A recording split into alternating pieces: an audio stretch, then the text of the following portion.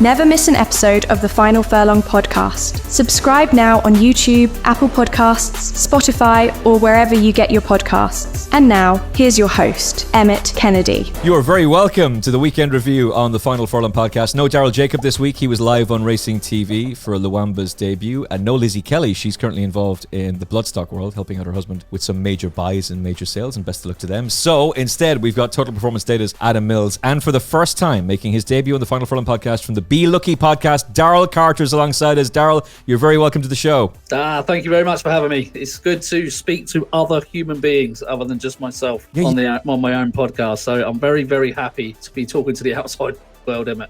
You're like Bill Burr. You just do the show on your own. You rant off about whatever it is you need to talk about, and you break down the races in your own unique way. But the show's going really well, though. Yeah, it's going really, really well. Yeah, no one else can put up with me, I don't think. So you're in for a treat for the next couple of hours. So. But yeah, look, it's going well. It's a brand new show. Obviously stems from my Patreon, and things are going really well. I'm in a great place. The business is in a great place. The podcast is going in the right direction. So yeah, I only do enjoyable stuff these days, Emmet. Do you know what I mean? That's the only way to do it, Daryl. If you can do that, it's better for your physical health. It's better for your mental health, and it's just better all around, quite frankly. And also, if there's anything that you can learn from modern media, it's that independent media is the way forward, which is why this new initiative for Friday nights on ITV, where, Gen Z, they're so obsessed with broadcast television, so I'm sure that's going to be a roaring success for everybody. Anyway, how's that racing league going? Let's get stuck into the review of the weekend. The amount of gaslighting we've had to listen to for years about it's great, it's incredible, everybody loves it. Yeah, okay. Let's start first of all with Final Demand, which I'm being told by many people, not just my own eyes, was the greatest chase debut that's ever been seen. That was literally the wording we had from Ross Millar, who was supposed to join us in this episode of the show. Hopefully he'll be on with us in the next couple of weeks. But he was devastatingly impressive. Now, look, he was a wide margin winner over Wingman in a Grade 1 over hurdles, so it's understandable he would do the same thing to him over fences. But still, Daryl, that was a pretty flawless display from him on debut. Yeah, he was very, very good, wasn't he? Very good. He jumps a bit big and a bit bold, but he's going to be a 3-miler. No need for him to be flat and quick over his fences. Big old unit, isn't he? And he just tanked through this. And there was a moment after the last, and it's easy to get carried away with these performances, right? You can pick him to death, and you can say, well, he hasn't beaten anything, this, that, and the other. But there was a moment after the last where he just stuck his head down. He was galloping away, and you saw Paul Townend sort of in the saddle where he was looking a bit happy of himself. And there was a little bit of evidence of a bit of galloping de champs the way he was just powering on. And he's a really, really nice horse to look forward to. He was putting in the anti-post markets as 9-4, even back in sort of September. You can see why on the back of that. He's going to be very, very difficult to beat. He's very assured in his jumping.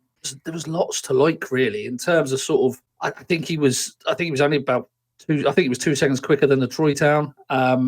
It was just a really good overall performance. I don't know what more you would have wanted from him. There's going to be people that are going to want to take him on, of course there is. But for me, yeah, there was a few 10 out of 10 debut performances. This has to rank right at the top of them for me. Yeah, I find it difficult to disagree with that. And look, I understand why people might want to pump the brakes, calm things down a little bit, Adam, and go, hold on a second, he's gone 6-4 for the Brown Advisory. This is crazy. I mean, this could be a monkfish scenario. He could end up being a very long odds-on favourite because right now, I can't really think of a horse that's going to be a genuine, credible threat to him. But let's deal with the race itself. This is the same race Factifile was beaten in. He goes on to win the Brown Advisory. Sometimes Willie's horses, and some of Willie's horses are needing the run. This fella absolutely tore them to shreds, and he did it on the bridle. Yeah, he tore them to shreds, as he should do. I mean, it's, we'd all expect him to beat Wingman over hurdles, so why wouldn't he beat him over fences? But this was really impressive. I've looked at this Brown Advisory market for a good hour today, and I thought, I've got to get stuck into this. Because some bookmakers are 6-4 Final Demand, 20s bar. And I thought, there's got to be something. There's just not. Because I'm looking at this thinking, do I want to have an each-way bet where I think, well, they can't win? I'm not going to tie my money up for 5 months at 6-4. But you could easily make a case he goes off 1-4. Yeah. Because Monkfish went off that price. It's going to be a small field Brown Advisory. Willie will probably have the second and third string. I thought there were quite a few in these beginners' chases this weekend that you're trying to strain your head and look back for what's finished 6th or 7th because they look like their handicap plots. But this lad was electric. Final 3 furlongs total, 42.73 seconds. I mean, I kind of had him down as a bit of a sort of a plodder, and that's why the new line did him. But I actually think he's got a bit more speed than we give him credit for as well. if he gets to the Brown Advisory in March, he surely wins it. I know it's a stupid thing to say in November, but I'm looking at like, what am I going to lay him with? There's absolutely nothing. I'd never want to lay him at 64. I think he'll go off odds on. It's probably a sign of the times that just something like this can be that short, but the time, everything was perfect about this. Can't really fault him. No, that's the thing. And you're looking for a fault. And even with Galopin Des Champs, Daryl, you could fault him. He was way too keen. He was a mad bastard, basically, over fences in his early days. He was far too keen. He was far too free. He would be a little bit exuberant at some of his fences. The fall probably was the making of him. I mean, it broke my heart that day because I was all over him, 16-1, 10-1. It doesn't matter. He's on the deck. But that probably made him because it made him learn. This guy's going to learn from this. He's going to improve for the benefit of second run off a layoff. He'll improve for the experience. There's no 3 mile grade 1 for him to go for at the Leopardstown Christmas meeting anymore. Who knows why? Anyway, whatever. But wherever they go with him, he can only get better, surely, touch wood. And if he does... Yeah, definitely. Like I say, he's a big stamp of a horse, isn't he? I think what he said, he's about 17, 18 hands. So you'd expect a big gross horse like that to come on for the run anyway, on his first run back from a summer break. And yeah, he seems very straightforward as well, doesn't he? You mentioned Galopin Des Champs there was a bit of a nutcase. You can't really dig at this guy's attitude. He's just very straightforward, a very assured jumper, relentless galloper. I like the fact Paul didn't mind, being handy with him and going out and just, we know we've got the best horse, so let's not mess around. Let's not try and hold him in behind horses and whatnot. The only concern for me when he was over hurdles was when he was on the old course in the Turners, and that you've got this sharp turn into the home straight. And on the old course in the Brown Advisory, you've got the sharp turn with the second to last fence there. You really have to have a horse that can sort of get their head down and really rail that and hit and land, sort of running around that bend, sort of meet that fence on a perfect stride, if you like. It's a very tricky fence. That was my only concern with him. Would he have had the speed of the New Line, for example, in the Turners? And he couldn't quite match him there. But I think going up and trip, if he's just allowed to get into a rhythm, I think you're going to be relying on him to make a mistake. Adam said there about his 20-1 bar. You kind of at this stage are wasting the win part of the bet. And I know it's very early to say that, but I think the price reflects the depth of the field, sort of what's coming out of the Albert Bartlett from last year, for example. Is there anything good enough coming out of that division to put it up to him? I don't think so, personally. Yeah, I don't think so either. At least not right now. And look, some things can change and horses can emerge. Lovely Hurling was second to a horse we're about to talk about in a second. He's almost certainly going to improve for going up and trip, but is he going to improve so much so that he wins a grade 1 at Cheltenham in March? Maybe. Big Western is going to be interesting. We'll see what she does. There's nobody right now that I would look at from that field and say, we'll try and find something. We'll try and find something that can be a scumbag each way bet for us to get, because if it is going to be a small field, which we kind of think that it is going to be, then maybe we can find something that will actually line up in the race and can push them. I'd say it won't be long before they start offering without markets. Yeah. That might be the way to play it. Yeah. Because again, you just don't want your money tied up on something that's going to have to face that monster on the day. That is the question, though, that Daryl just brought up. The only blip on his CV last season, Adam, was getting absolutely obliterated by the New Line, who may very well win the Fighting Fifth this weekend, and the Yellow Clay, who just got down by Colonel Mustard with the candlestick at Navan Racecourse. Well done, Lorna Fowler. I met her at the Curragh a couple of weeks ago. Delighted to see that horse back in the winner's enclosure. Wasn't too impressed to see the Yellow Clay getting turned over, though. Is that a concern for you? That I know Gavin Lynch has the opinion that there could be a slight thing that maybe right-handed flat tracks are just something that suits him better, but maybe it was just that race that day just didn't suit. Yeah, I think it's that the way that race pans out. People always assume that you need the stamina horse in the Ballymore, but actually half the time the Supreme is the stronger run of the novice hurdles. The Ballymore tends to develop a bit more slowly. The New Line just did him the speed. I'm not worried about that. I wouldn't really worry about the link between the way the Yellow Clay performed today. I thought that ground looked pretty desperate in Navan, and they were walking up the hill. Colonel Mustard's a nice horse, and he shouldn't be beating the Yellow Clay on form, but maybe fitness told and the Yellow Clay will just come on for it. I'm not really sure. I'm a bit more concerned that the Yellow Clay hasn't gone over fences. I don't really understand what they're staying over hurdles for. I think it was the Does fall. anyone want to win Well, maybe, but I just don't. Why wouldn't you just have one run over hurdles and then go chasing? Because there's certainly a market there for it. But that's the way that they want to play it. The form, I think, is strong. And if you look at it, if you think Final Demand's going to run over 3 miles in the Brown Advisory, and the new line is at this stage is currently favourite for the champion hurdle, well then surely over an intermediate trip in a race that always develops into a bit of a sprint, you'd expect the new line to do him for speed. I think Final Demand is going to win the Brown Advisory, most likely. I'm still not like, I don't see him as like the second coming. I'm not sure he's Galopin Mark II.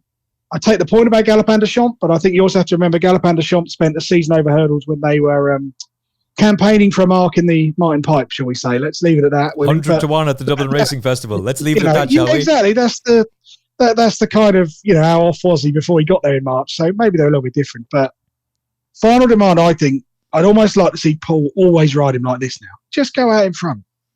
What's going to beat you in the 3 mile novice chase division? You'd be hard pressed. Maybe they'll go somewhere like Limerick for that, Faheen or whatever it's called on Stephen's Day, as it's an Irish podcast. But it's kind of the route just plans itself, and you could easily see. If I was pricing Final Demand to be unbeaten this season, I'd probably have him at 6-4, which is what he is for the Brown Advisory. Because I'm just looking and thinking, who's going to even turn up and take him on? You've always got to think that if Willie's got the second and third string, well, they're not going to take out the champ. They're going to let their main horse have the best chance of winning. There's a very good chance of that. Whether he develops into a Gold Cup horse, I'm not sure. I don't think we can say that on the back of a beginner's chase at Navan. But right now, the Brown Advisory looked weak enough as it is, and he's the only one that's really stood up and said, "Here I am, come get me." The biggest danger to him could be his owner mate, Game of Inches, who's skipping hurdles and going over fences. Yeah, true. He could yet be anything. He's in the same ownership, same yard. But like you say, if they decide, no, look, Final Demand's our horse, maybe they'll put Game of Inches over hurdles in the end and not need to go that route. But yeah, Willie's holding all the aces as always, Emmet. Yeah, surprise. Willie Mullins with a lot of firepower. And it turns out he's got a lot of firepower for the Arkle as well. The horse he won this race with back in the day was Footpad, who goes on to win the Arkle. Facel Vega won it. Unfortunately, it didn't quite work out for him. But it's clearly a race that he likes to use as a springboard to horses that are going to be very, very good. We're talking about the Pat Shields Memorial Beginners Chase and Copic de Boards, who was a dual Grade 1 winner last season and now has started pretty effortlessly. It was an easy win. There was a couple of maybe novice jumps, but that's being extremely harsh about a short price favourite where you're almost obliged to be picky and harsh about them. But again, pretty effortless stuff. Yeah, I started watching this race thinking, okay, I might take this horse on. Over the first 2 or 3 fences, thinking, he's a bit sticky. He's landed a little bit on all fours there. He's very, very keen. He's going to have to settle. I tell you what, after he jumped the 3rd and the 4th, I thought, I hope they don't cut him too short after this because I want to get some cash on him because I think he's an absolute weapon. This horse, yes, he's got a bit of something between his ears going on, but all the good ones seem to have, don't they? They always seem to have a bit of quirk about them.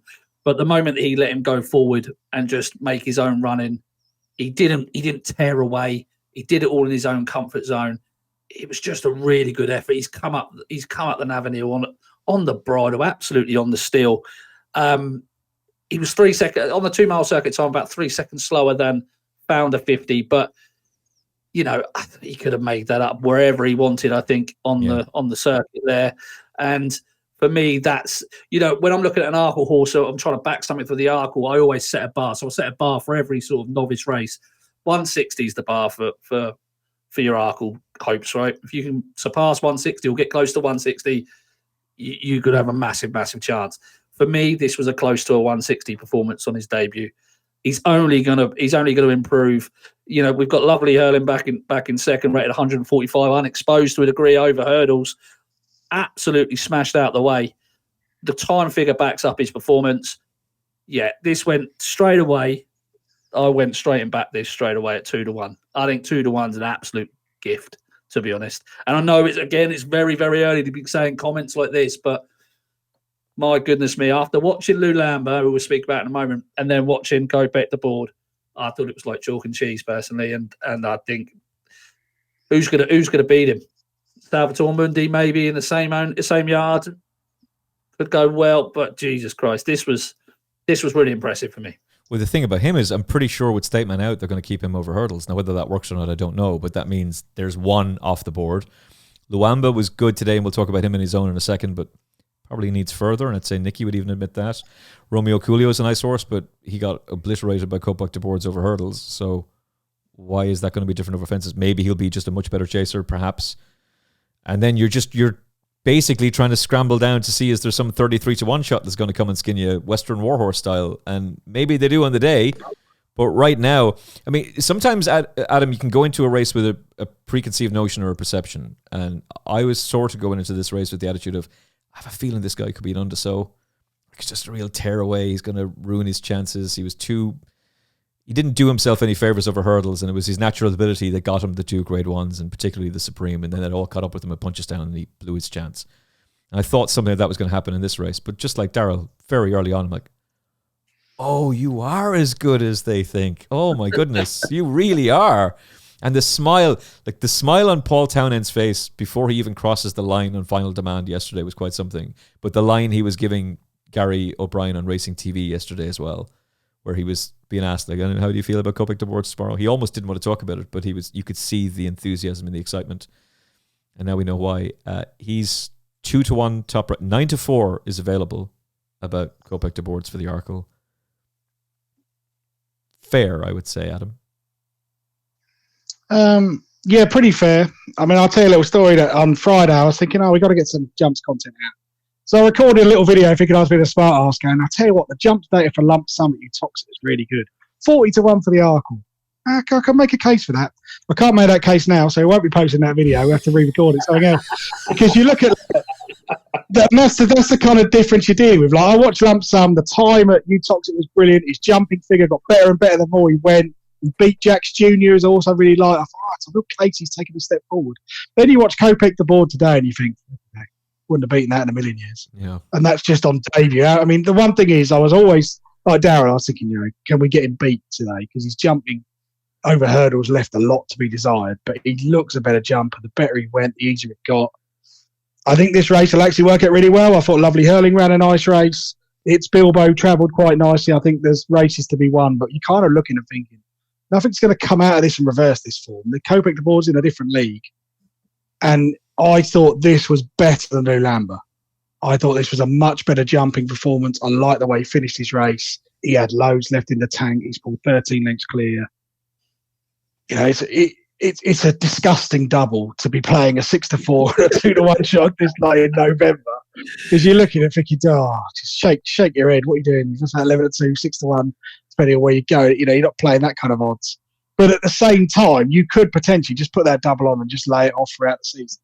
Because there's a very good chance that Copic de Board goes off 10-11 and Final Demand goes off 1-4. So this was really good. I'm waiting for the sections to come up so I can sort of compare it to everything else this weekend. But I started the day thinking I can get this beat at some point this season. He'll blow his brain. And now I'm looking thinking, Jesus, don't go laying that. Yeah. Just let that run and see what happens. Because it's the kind of horse that he's got such an engine. And now I know he can jump. You start to think, you could imagine races like the Arkle. If he gets out in front, they won't get to him. He'll just jump them into such a rhythm. He's got so much speed.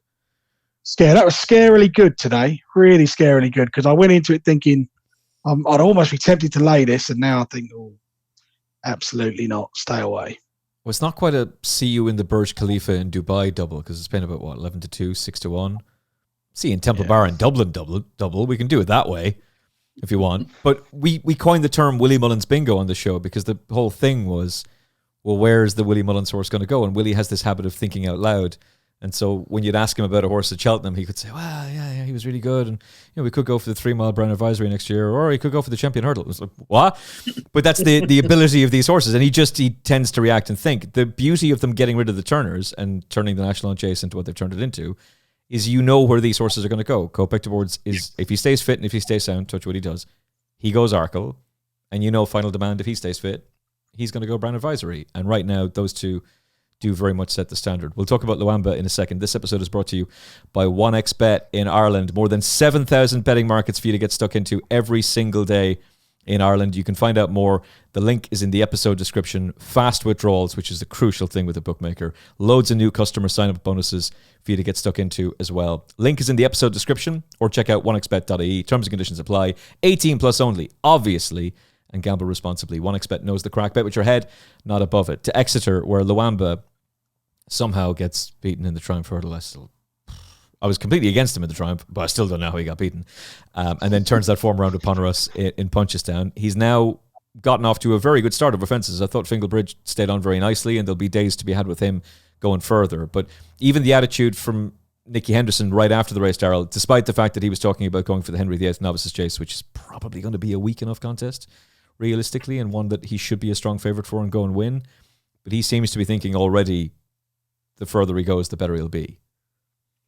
Yeah, you'll probably find that he'll be testing as well at that Sandown meeting, which might bring his stamina into play, which is maybe in the back of his mind. Look, this was a good performance for me, though. I was watching it and I thought, as I'm watching the race, I'm thinking he's pretty. I mean, we should just mention that there was only eight fences to be jumped instead of the 12 due to low sun. I thought he was flat out on the turn of the low sun. Let's not. That's a whole nother episode, that, isn't it? I thought the flat season was over, Daryl. I thought he was flat out, though, to be honest. I know Nico said he's got speed in that, but I did think he was pretty flat out. And I don't think it helped that he was always having to make ground up on the flat, having sort of ballooned his fences.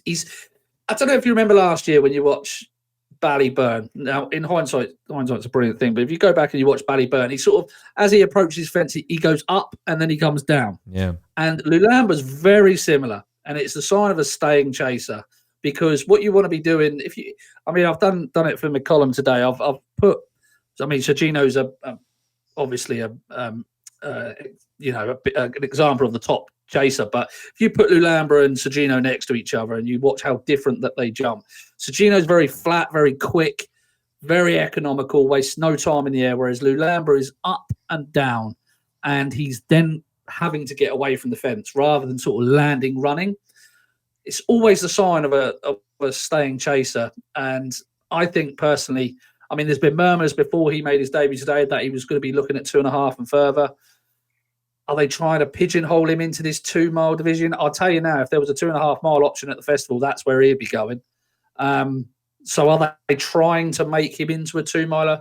I don't know. Look, I'm being very critical of a horse that has only had 4 starts in his life before today and made his chase debut, right? You have to get that into perspective. But for me, when you see horses like Copic de Boards and the big engine that he's got, if you're going to be backing something like a Lulamba at 3-1, you want to be making sure that he's got the speed, he can clear the fences quick enough.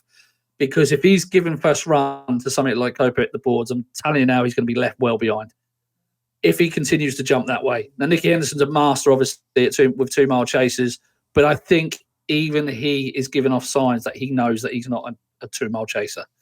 And for me, he was cut into 3-1 on the back of this extra performance today, and I thought that's a bit naughty from the bookies, because I just don't. He may go there, but I just don't see how he would beat Copic de Boards if he continues that manner of jumping. And again, he's not making mistakes, but what he is doing is he's losing a lot of time in the air, and he's having to make that up on the landing side.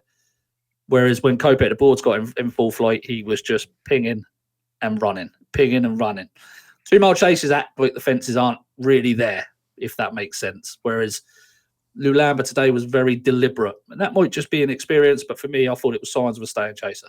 Yeah, I would agree with an awful lot of that. I think you've explained that very well, particularly about his jumping style too, that he may not, they're going to be forced into the Arkle if they want to go to Cheltenham, because you're hardly with a 5-year-old going to go for the Brown Advisory. Now, Nichols did it back in the day. Was it Stardom Hazon? Was that the horse's name? Years ago, he did it with one, but it would be an extreme jump up. But at the same time, unless you end up with a crazy scenario like this year's Arkle, which I guess it can happen, where stamina becomes the emphasis of it, you just don't really see how he's going to have the natural speed to deal with a Copic de Boards, or maybe something else that comes along, Adam. And again, it's a long season. We'll see what emerges between now and Cheltenham. Also, Fingalbridge, clearly one who will improve for going up and trip. I'll leave it at that. Salver, Can I just ask him, did you back Fingalbridge today? No, I didn't. No, I did not. It doesn't sound like you backed him, Ed. He does seem a little bit bitter about this. I did find. I am giving off the vibe of someone who's posting stewards reports on X to complain about. No comment. I'm just going to leave this here. That kind of energy. I can see why you're saying that. All right, but he's a horse I like though, and we'll see how he gets on. Salver was Salver, I think. Tripoli Flyer. Deary me. There's clearly talent there, but my goodness, he just so much ability, that horse. He must be so heartbreaking for Fergal O'Brien, because you just find a right-handed track where everything is right-handed. Every single thing is right-handed the whole way through. Even the fences are right-handed. All right, what did you make of it, Adam?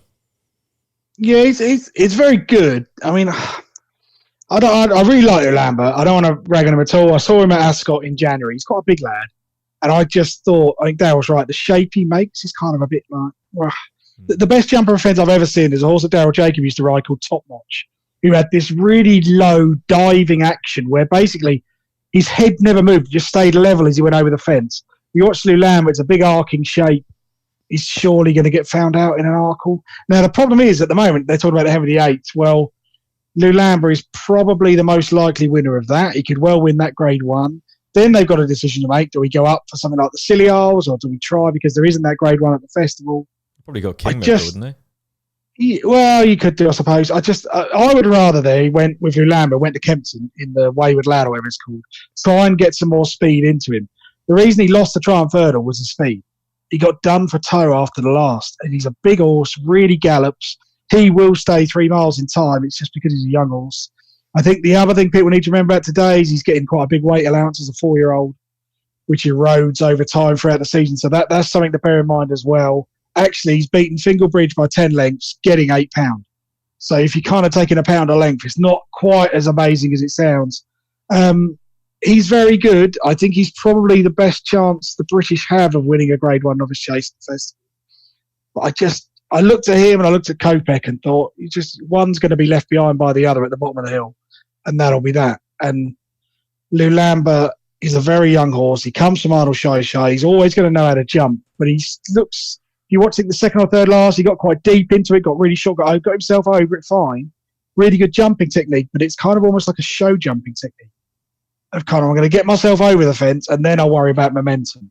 Whereas if you watch Kopek at Navan, he's almost not breaking stride. It's just, I'm hitting every fence right and I'm galloping on. He could improve. He's a young horse. He's got plenty of improvement to come.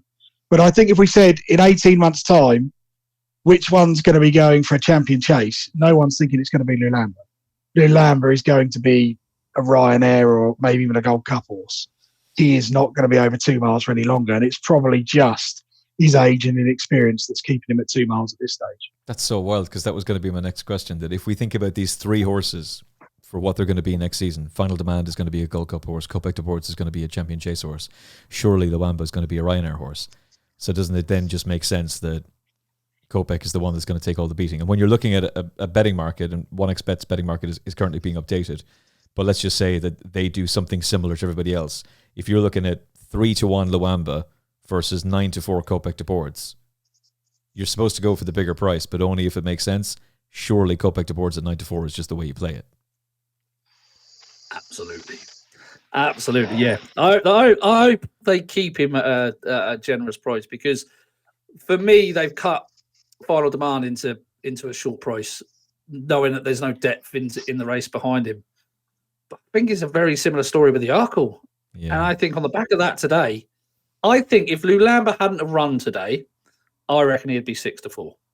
But I reckon that Lulamba has just held his price out a little bit while people figure out, who they prefer out of the two. I cannot see a world where Lulamba would go off shorter than Copic de Boards. Even if Lwamba, and it's entirely possible this is a Jonbon El Fabiolo situation where they both remain unbeaten in their respective countries. But one of them has a clearly, I know Jonbon was very, very highly thought of by everybody attached to him, and that's great, but El Fabiolo had bolted up in an Irish Arkle, and Copic de Boards is probably going to do that. Now, unless Romeo Coolio does him, and I know Gordon likes him, and maybe he's going to be a better chaser, but he needs to take a big step forward, I would say, to get to what he can do. I think he needs to take a big step forward to beat Copic de Boards. I didn't see anything to suggest he's going to. But I think in improver offences, I'm not necessarily saying I'd want to back Romeo Coolio, but Romeo Coolio, at least you know, if he runs in the Arkle, it is going to be run to suit because something's going to go off in front. He will travel, and he's probably one of those horses where he'll jump the second last and he'll be 3-1 in running. Now, I don't personally like his constitution. I don't think he finishes his races well enough. So he's not the kind of horse I want to back anti-post because I just think in a battle, you know, he burst into tears before he crossed the line in front of something sometimes. He's just got that nature about him because he's quite often, if you look at the in-running betting, a lot of the time he's trading odds on and you think, well, you just go away and win the race, and he doesn't.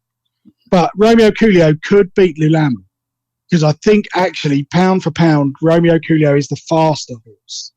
He might be the type to be smuggled into it, but again, I don't want to be having anti-post where, because if it was a win-only market, I'd have Romeo Coolio at 25s. So you can't really, I don't want to back him at 10s each way where I'm getting 1 to 2 if he places. It's just not the sort of way. And also, the one thing is, if you don't fancy these Mullins things, just wait till the day. You're not losing out because these two short prices, they're going to just get shorter and shorter and shorter. And you could find on both of them on the day, if you don't fancy them, you'll be getting 10s bigger about anything else further down the list. Well, what price did Mashborough? Like that's a point to make. Proceed with caution here, folks. Mashborough was seen as unbeatable. He gets beaten. Ballyburn was seen as very excited. I was really excited about him over fences. Disaster in the Brown Advisory. Like they both get chinned.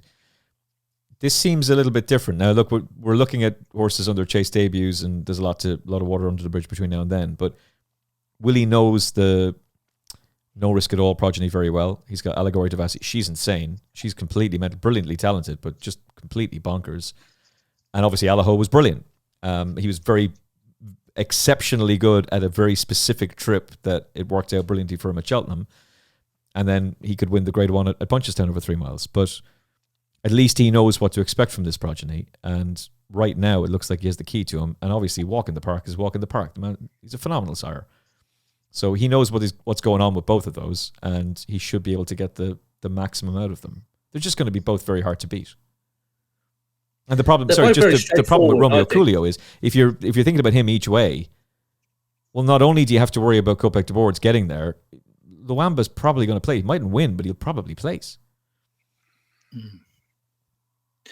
I think they're both pretty straightforward, though. I think that's what the market likes about them as well. They've both gone from the front on their chase debuts. They could both do that again come the festival. You know, they're not horses that need to be smuggled into a race, need to get cover. You know, even with Kopek being as keen as he was, as soon as he was allowed his head, he settled quite nicely. Final demand, where are the quirks there? There's no quirks. He gives everything. He finds plenty. He settles. With the likes of Ballyburn, you know, he was a horse that was running with his head on the ground over hurdles, wasn't he? You know, And with the likes of Mashborough last year, for example, you just mentioned, he was a young horse. You know, we didn't know he was a young, big, gross horse. He's just going to get better year on year. He is. So I just think this it's so difficult to find negatives, and people will pull at Copic de Boards and say he's too keen. He'll blow his lid on the day. That'll be the angle to be against him, right? It was the angle to be against him actually in the Supreme last year. That didn't work out too well for them. It didn't work out, and I think they're both pretty straightforward horses, massive engines, good jumpers. How do you get him beat? You don't let him go out? Do you stalk him, but then you'll give him first run to him? Do you try and go hell for leather, but they've got the engine to pick you up? Very, very difficult to beat very good horses, and the pair of them are just that. Yeah. Well said. Well summed up. Very briefly, did Wade Out win because Jonbon is just an absolute genius? Daryl Carter. Yes. You know what? As a punter, you love Jonbon. He never gives up. Your money is always live if you've got it on Jonbon's shoulders. But you know, I actually looked at this performance and looked dimly on the horses that he beat, because I think better horses would have been able to leave him behind. And for me, it sheds a negative light on those two horses behind Isaac de Zabo, particularly for Paul Nicholls, a leave of absence as well. I just think better horses, better quality of horses would not have allowed him to get away with that. People are talking about the National Hunt chase for him. I think there'll be a good handful of Irish horses that would leave him well behind. If he starts racing lazily like that. And you don't really want to be backing horses like that. It looks great after the fact, and it looks like he's a dour stayer, this, that, and the other. But for me, those are the type of horses I want to be steering clear of, really. Yeah, but Sean Bowen, class, isn't he? Absolute at the top of his game. Where's the next Ruby Walsh going to be? Well, Paul Townend is doing exceptionally well. Where's the next Tony McCoy going to come from? Sean Bowen doing exceptionally well. It's phenomenal. It really is. And it's just so impressive how these guys come along as well and then maintain that consistency. That's the thing. It's in the moment, Adam, you can get very, very excited about what he's done. And obviously the National Chase looks made for him. But then the weekend comes and goes, and you have a few cups of tea and you talk to a few people and you start thinking, maybe some of the quality we saw at Navan was just in a different league to some of the stuff we saw at Cheltenham. And that National Chase, there's no betting for it yet, but when that National Chase does come around, there's going to be a whole load of Irish horses that are going to be going there, and they won't let them come like that. No, they won't. And the other thing is to bear in mind with National Chase, if you've got a very short price favourite in the Brown Advisory, I'm sure the likes of Gordon and Henry and a few other Irish trainers are looking and think, well, I'm not going to take on Final Demand with a 3 mile novice. I'll try that route. I thought weighed out, there's a great ride by Sean Barry, him and Ollie Murphy. I mean, it's getting to the point now and you just back and blind. And I think you make 24 quid profit if you back and blind the last 12 months. Why bother studying the form? You just get a stat like that and lump on. And with horses like this, Christ knows what price he was in running. Absolutely mental. And he just gets him up. I looked at Wade out and thought, could they get 3 runs in and get him in the Kinmure? I know you wouldn't have Sean Barron in the Kinmure, but maybe the amateur riders might suit him a bit better. This race sums up British novice chasing. It's absolutely useless compared to the Irish. There's no walk for it. I'm sorry, and I know, we had some nice horses in the Albert Bartlett. You're only in the bottom. I've watched it. Statement. And you're looking at these horses and you're thinking, where is the next British trained Gold Cup winner coming from? Where is it? I couldn't name any horse that I'd look at and think, you could win a Gold Cup and you're trained in England. It's really desperate. Wade out did really well. I agree with Darryl. When horses run like this, everyone goes. I kind of think back to that ride Jack Kennedy gave Mount Ida in the Kinmure during COVID, when it was like at the back of the telly and it came through to win. And actually, when you look at that Kinmure, it was a terrible renewal. And the sign should have been there. If a horse is 2 furlongs back and it still wins, what does that say about the 20s come past? So it's just not.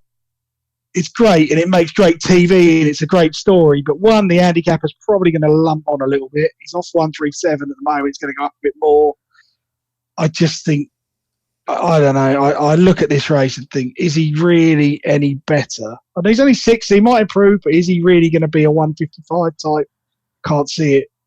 I can't see it, especially racing lazily. It's a great ride. It's a great story, but it's a piece of form that will soon be forgotten by the time we get to March. Yeah, I'd made him one of my 10 best of the weekend, and I'd almost ripped it up at halfway. It's like the only thing that was keeping me from not doing that, Daryl, was what you said. You've always got a chance with Sean Bone. You always do.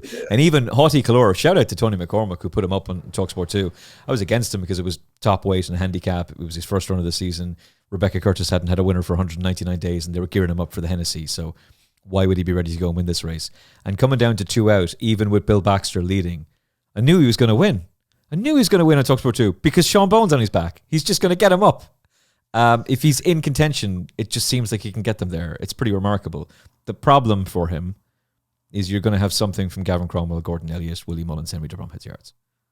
There's just Emmet Mullins, Joseph O'Brien. Somebody will have something, and he just can't give away that kind of ground against a horse like that. But look, it's going to be interesting to talk about him and see what he can do.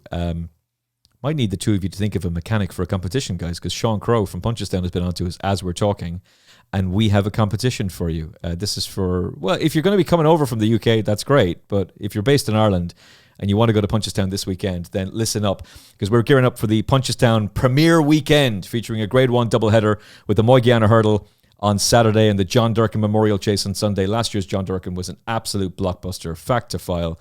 shooting the lights out from Spillane Tower, Gallop on the Champ, fast or slow in behind, arguably the race of the season. Unbelievably, this season's renewal looks like it's going to top it. So you can be there, because on the Final Furlong podcast, courtesy of ourselves and Punchestown Racecourse, we have teamed up to give you the final 2 pairs of weekend tickets. Not just you can go with a friend on Saturday, not just, no, you can go on the Sunday. No, you can go for both days, you and a friend, to Punchestown, Saturday and Sunday. This is the last 2 pairs, this is the last pair of tickets for the bundle.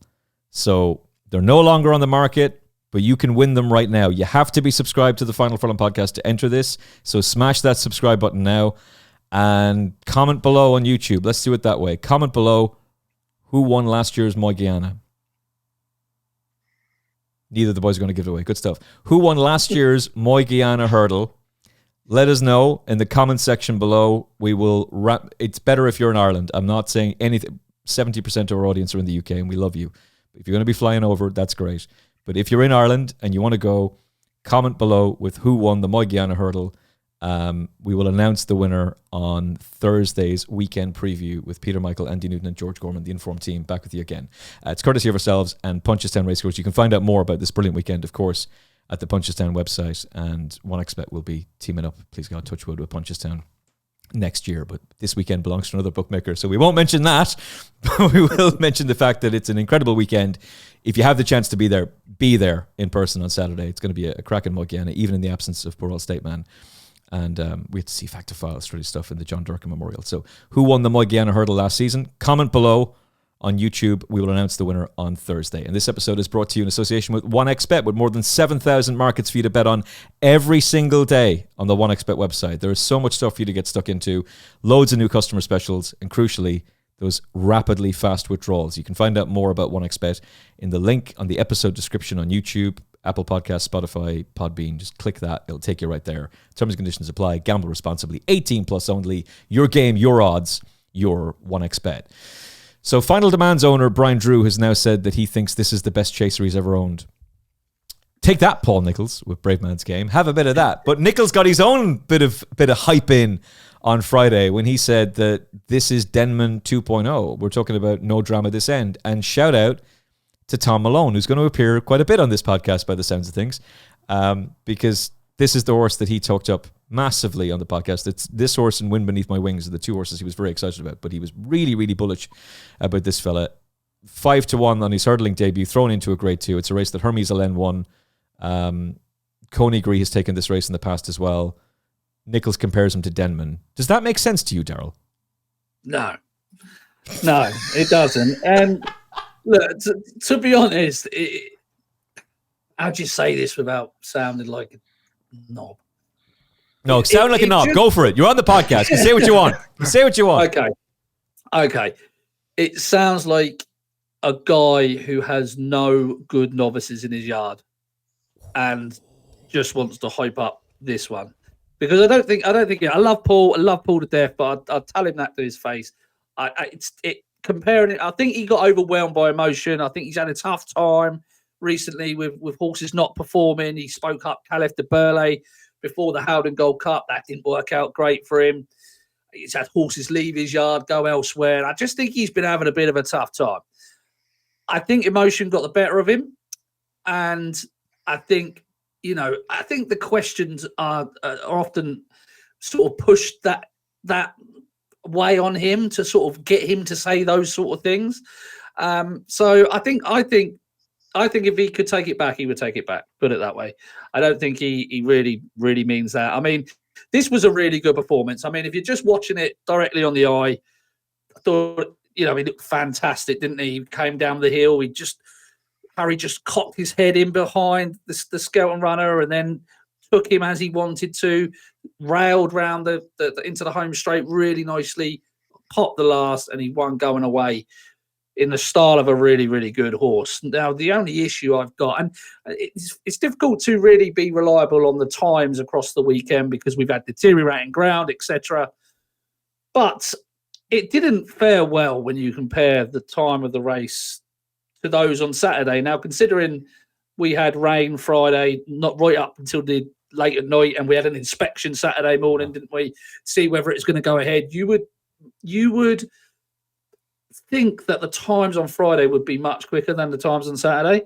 Now, you should never really compare across 2 days, but just to get an angle on what he achieved, because the form for me is a little bit up in the air, and the times just didn't come off that well. I mean, the final race on the card on Saturday, won by Lavender Hill Mob. Like, the final 2 mile circuit was 8 seconds quicker by Lavender Hill Mob over the same course and distance. I just think there's things there with him that just hold me back from backing him. I was as impressed with as anyone was in the closing stage as he was going up that hill. If you go through his bumper, if you go through his point-to-point form, there's very little of note there. If you go through his bumper form, I know everybody spoke up that the Skelton horse that day and he couldn't be beaten and no drama this end beat him. But you look at those behind those two, nothing in there. This has not got the deepest look to me. I thought Heads Up was given a horrendous ride, really. Absolutely dire ride by his jockey who trod the inside path on the worst of the ground. I thought he was stopping and starting and stopping and starting. Whereas I felt No Drama this end he ran more of a true race, if you like, in his racing position. Whereas the jockey on Heads Up, I thought he got it all wrong, completely wrong. So I just feel that No Drama this end may have just been slightly flattered by his victory. The times don't add up for me. So I want to see him again. Obviously, he's going to go to the Challow, right? But I've got a funny feeling that, given the comments from Paul at the weekend, they're probably going to push him into the Turners, and I think that would be a mistake. I think he's an Albert Bartlett horse, if anything, but I can see him following the Stage Star Hermes Allen route, and creatures of habit trainers, aren't they? And sometimes it has proven in the past to be a mistake to do that. Well, do you remember the gamble on Hermes Allen on the day of the Turners? He was sent off favourite. It was this massive gamble on him. Like, that takes a lot of money, particularly when Imperi Pass was held in such high regard. And like the Mullins, all the Cheltenham previews, anybody connected to the Mullins, the David Mullins, likes of David Mullins and those guys, like all the Cheltenham previews they were on, they're like, Imperi Pass can't be beaten. That takes a lot of money, and that must have just been, we think this horse is a machine. Now, obviously, we lost him and we don't know. But on the day, he couldn't get near the Irish horses. And I just wonder if you're right about this, that Heads Up is second in a champion bumper, and he's won first time out, and he's race fit, and John McConnell's a really good trainer, and so you've beaten him on your hurdles debut and on seasonal debut, and you've beaten this hype job from the Skelton team as well, who was still entered for the champion bumper up until a few days before the festival as well. So obviously this horse must be a machine. But do you just get the feeling, Adam, that Daryl's right about this, and by the time the Irish horses get rolling, in fact, by the time he faces Sober Glory in the Challow, maybe that'll be a sobering experience for Paul Nicholls. Yeah, it might be. I think Daryl's right. I'm sure Paul would love to row back and maybe not say that. Denman, No Drama this end. They're not quite the same.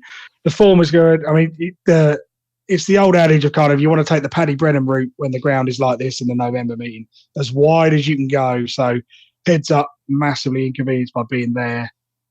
I didn't particularly think a great deal of Heads Up's for Listowel, and he's got pretty close to him doing a lot wrong. That would worry me. It's a good performance. Could he win the Challow? Yeah, absolutely. Because the Challow is a completely different race to the Cheltenham race. But I don't think Willie looked at this and went, "Cool, bloody hell, we're not going to beat that thing." I think Willie looked at this and thought, if that's the best they've got, we're laughing here. And I'm not even convinced he's the best novice in the UK. So I thought this was, it is officially an Albert Bartlett trial. That looked the way he shaped. I'm still not entirely sure he's great. I mean, the one thing I would say is we said at the start of the season when we started talking about the jumps again, if you work on the champion bumper in reverse, you're probably going to make more money this season. And that's kind of coming to fruition. 6th, 7th, 9th, 14th, they've won races since. Those at the front have tended to struggle. And if you look at those at the front of the champion bumper, because it was such a steadily run race, which is quite unusual for that, it favoured the front runners. I mean, I'm going to say it for the last time, and I'll stop making this joke, but David Maxwell wasn't tired at the second 2 furlongs to run. And El Kairos, with a better ride, may well have won it. El Kairos we haven't seen yet, of course, but it's still just, you look at the nature of that race, the way it panned out. The likes of Patrick Mullins got it all wrong in terms of the pace. it's working out the other way. It's a great for Paul to at least have one novice that he can say, okay, I've got something to try and build my novice hurdle season around. But I just feel like this was kind of a perfect storm and a perfect setup. No dramatist then picked up the pieces. He might win a Chello, but on better ground in the spring, he's going to be outpaced if they do anything. And even in the Albert Bartlett, you'd have that worry. I thought this was kind of a below average race, and he's just about got away with it. Yeah, I think he's a lovely prospect, and it's very exciting that it's his hurdle debut. He's pitched into a Grade 2 and he goes and wins. And obviously Tom Malone had obviously talked him up as well.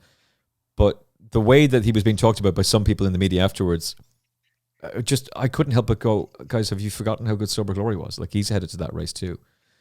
And that's another Tom Malone horse, by the way. So Tom Malone can't lose. As long as one of those two wins, it doesn't really matter. And maybe it would be better if the other one wins. But look, I was very pleased with it. Like, I really liked it. I did think the whole, he could be Denman, or this is the best we've had since, I thought that was a bit much. But anyway, maybe emotion got the better of him on the day. And look, it certainly can get the better of all of us, in fairness. It's a race been won by Dammit Harry, Coney Gree, Time Hill, and Hermes Allen in the past. They all went on to Grade 1 success afterwards, or at least big race success in one way or another. And surely he's going to win big races, but is he going to have enough firepower for the Irish? We'll have to wait and see. Speaking of having enough firepower for the Irish, we have a new favourite for the Supreme Novice Hurdle, My Daddy Paddy. Okay. This is the Bowel Cancer Screening Programme Saves Lives Maiden Hurdle. He's possibly going to go for an introductory hurdle between now and the big target on Boxing Day, St. Stephen's Day, depending on which country you're in. For the Irish, St. Stephen's Day. For the British, Boxing Day. What did you make of My Daddy Paddy, Daryl? Didn't want him to win because he's such a hype horse. When these horses come out and they've been hyped up, I think, go on, get beat. But from the moment they jumped off, he just looked a class above what he was running against, to be honest.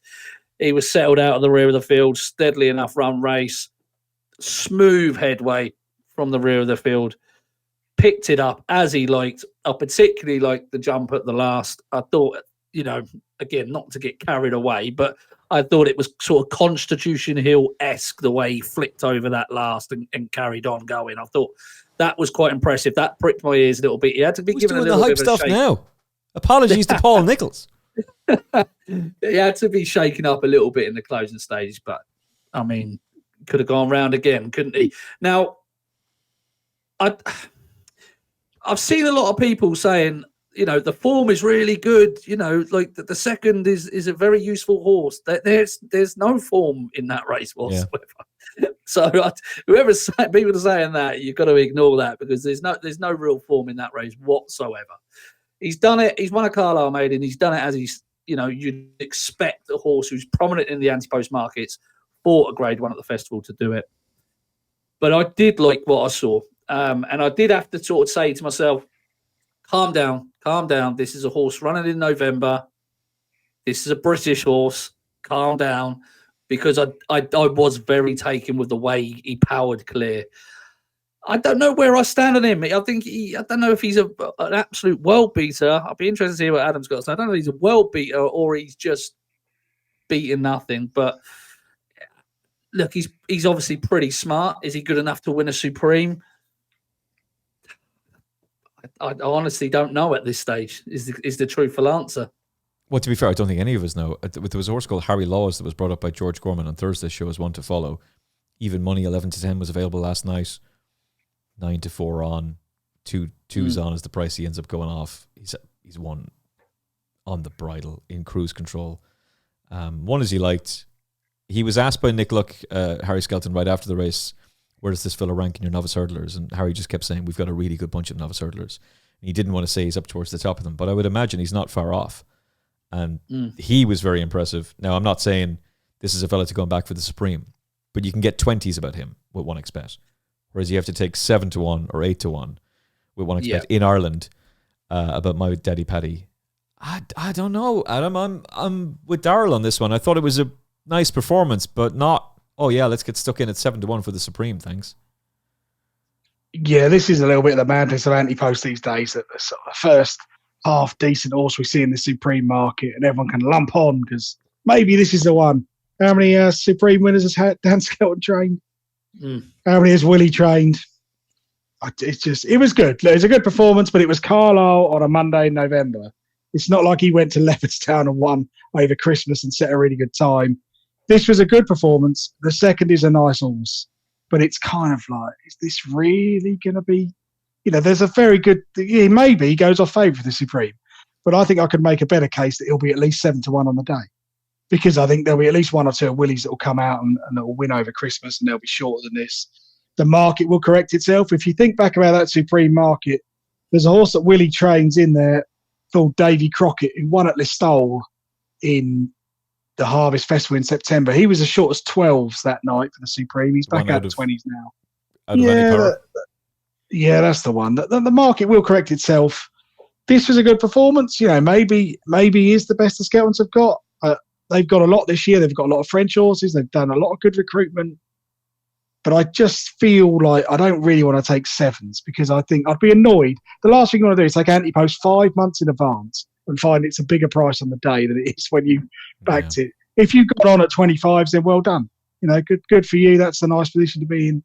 But I can't really understand how he can be a much shorter price than, for example, the champion bumper winner, Bambino Fever, who's with Willie Mullins, who has won the Supreme countless times. And I just feel like, had My Daddy Paddy been trained by Willie Mullins, 7-1 would be a fair price. Yeah, nothing against Dan Skelton, but the record and those two and the races they've won is miles apart. Yeah, so for me, sorry, cutting across. She won the mares at the DRF. She's won the champion bumper, and then she's gone to Punchestown and backed it up as well. I think the problem we got though is that the British don't tend to have, as many decent novice hurdlers just as a rule by the time we get to the festival. So you could see My Daddy Paddy going in, taking in a run, a small novice somewhere looking really impressive, going and winning an Aintree in a soft grade 1, which should be downgraded in my opinion. If no Irish come over because they've got Leopardstown, so we're probably not going to bump into anything there. All of a sudden you'll go into the festival with an unbeaten hurdler. Dan Skelton says, no, he goes well fresh, we'll put him away or whatever. You've got a British contender here who we haven't seen the ceiling of his ability, and the bookies are sort of running scared because they don't really know how good he could be. So that's probably why you're seeing the contraction in the price. Something like a Sober Glory, for example, I thought achieved more on his debut than my Daddy Paddy did, but he's probably going to be not plotted, I don't think, as a Supreme horse, whereas Dan Skelton with this horse we'll go bang, bang, and then we'll probably put him away and go straight there unbeaten. I think maybe that's what the market's taken into consideration, but we need to see something coming out from Ireland, really. It's also worth remembering, like last year, there was one British horse in the Supreme, and it was the 125-1 shot Tutti Quanti. So the chances of us having 5 that are less than 50-1 is pretty slim. Yeah. So I can sort of see, I think Daryl's right there. Maybe it's just, there is this sort of like, well, it's a British horse, let's get behind it in terms of that market. But yeah, I'm not. What price was Jericho de Repine for the Supreme after his second win? Was he 4-1? Yes, I think it was 4-1. I think. Yeah. 7-2, I think. Some places as well, wasn't it? You're right, he was 7-2, because I remember talking about it at the time. It's just worth bearing in mind that, because you can forget it. People forget. I forget things after 2 months these days, but that stuff is just worth bearing in mind. That the market's very reactive as well. It's like very reactive to any performance, and like Adam said, it will correct itself. It will move around, but very much based on recency bias is the anti-post markets. Yeah, and especially if there's a hype horse. If there's a horse that's been talked about on X, and the whispers around. Yeah, if it's been pushed around on social media and then all of a sudden it goes and wins, oh, magic, fantastic stuff. Now, in my quest to get this Punchestown giveaway mentioned, I managed to skip a horse, which I'm sure Liam Firkin, amongst others, are furious about. The Arkle Trophy Challenge Trial Chase, to get the pronunciation in some way correct, was won in 2019 by Henry de Bromhead with Put The Kettle On. She goes on to win the Arkle and the Champion Chase. It's won this year by July Flower, who was a better hurdler and maybe at this stage of her career is better than Put The Kettle On. But does that mean that she can go and win an Arkle? Now, I was having an argument with someone over the weekend about how this 20-1 is crazy, and then Copic de Boards comes out and does what he does. But she is going to go for this race, we think, unless they decide to reroute her to the Mare's Chase, which is another great idea to have that race there. So, look, I'm hoping she does go for the Arkle, and she will add depth to it. And she's going to be an intriguing runner at least. But what did you make of the run, Daryl? Yeah, I thought this was a massive step up on a Limerick run. I didn't think she achieved an awful lot of Limerick, to be honest with you. I actually wanted to take her on. I actually laid her and backed Be Aware on the day, so I got that completely wrong. But I wanted to take her on because the time was so slow at Limerick, and she was a bit guessy. And I thought that, I thought the market had overestimated what she had achieved there. But this was a massive, massive step forward for me. Time really good, and she really found coming up the hill to fend off Be Aware. Probably did a bit too much too soon up in front, but this was a really good performance. In terms of an Arkle, I have a sort of like around 149, 150. In terms of an Arkle, like we said earlier, the 160 bar, she's well off that. If they've got any sense, I think they will reroute her and go to the Mare's Chase, because that is a genuine, real winnable race for her, particularly with a couple of pounds of improvement. You're talking sort of, if you can run sort of 155, you're going to be there or thereabouts in the Mare's Chase. And on the back of this, I think she can do that. The trip will be no problem for her either. But yeah, I was quite impressed with her having, again, at the beginning of the race, wanting to be firmly against her. But I was quite impressed with this. I think Be Aware will win races as well, going up in trip 2.5 miles. And I wouldn't fear the 2.5 mile Mare Chase trip for her, despite this being over 2 miles. Yeah, she obviously didn't land a blow, but they ran her in the Mare's Hurdle last season. They obviously feel like stamina is not an issue, and she just seems like she's a better chaser than she was a hurdler. For what it's worth, I'm with you in the sense that I didn't think the form of that race was good, but I was very much with her at the weekend because it's Henry de Bromhead, novice chaser this time of year. You just also Daryl O'Keefe.